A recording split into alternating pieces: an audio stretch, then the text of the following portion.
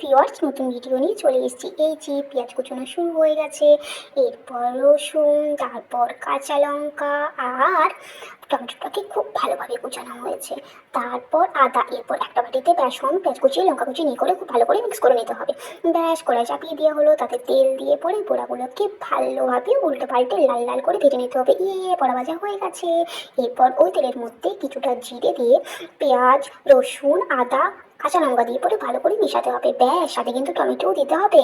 এরপরে একটা বাটিতে দই নিয়ে সেখানে স্বাদ পরিমাণ মতো বেসন দিয়ে সেটাকে ভালো করে মিক্স করতে হবে। এই যে খুব ভালোভাবে দইটাকে ফেটিয়ে পরে সেটাকে মিক্স করা হচ্ছে।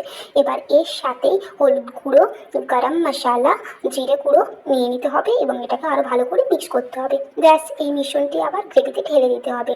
তারপর সেটাকে আরও ভালোভাবে মেশাতে হবে।